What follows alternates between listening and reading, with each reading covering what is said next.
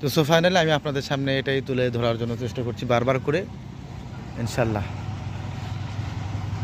চতুর্দিকে একাকার, আর পানি কিন্তু অলরেডি নদী দিয়ে পানি কিন্তু বেড়ে যাচ্ছে, দিন দিন পানি বাড়ছেই, বাড়ছে। এভাবেই চলছে নদীর প্রবাহ।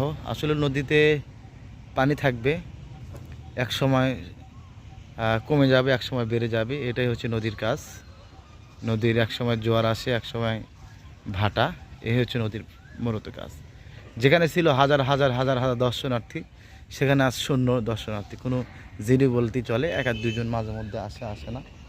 তো সো ফাইনালি এখানকার দৃষ্টিনন্দন যে ভিডিওটা আপনাদের সামনে শেয়ার করব।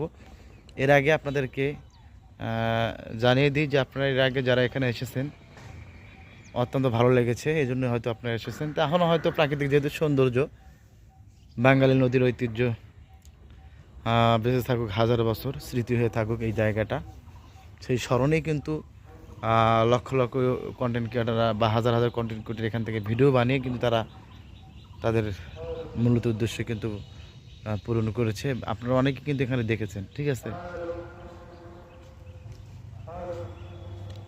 তো ইনশাল্লাহ আমরা চেষ্টা করব আপনাদের পুরো ভিডিওটা শেয়ার করার জন্য।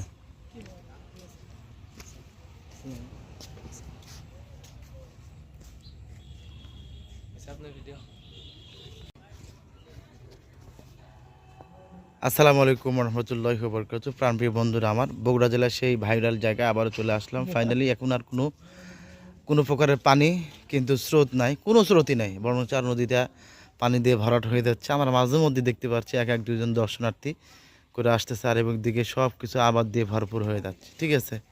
তো সো ফাইনালি আজকের ভিডিও থাকছে আপনাদের সাথে আমি ফরহাদ হোসেন, সেই বগুড়া জেলা শেরপুর উপজেলা, যেটা খুব বাংলাদেশের ভাইরাল জায়গায়। আপনারা ইতিমধ্যেই গত কয়েকদিন আগে একটা ভিডিও আপনাদের সামনে শেয়ার করেছিলাম। আপনারা অনেকে ওখানে অনেক মন্তব্য এবং অনেক পরিমাণ ভিউ আপনারা দিয়েছেন, আশা করছি এটাও দিবেন, যেহেতু কোনো পানি চলাচল নাই, এখানে কোনো আর দর্শনার্থী নেই।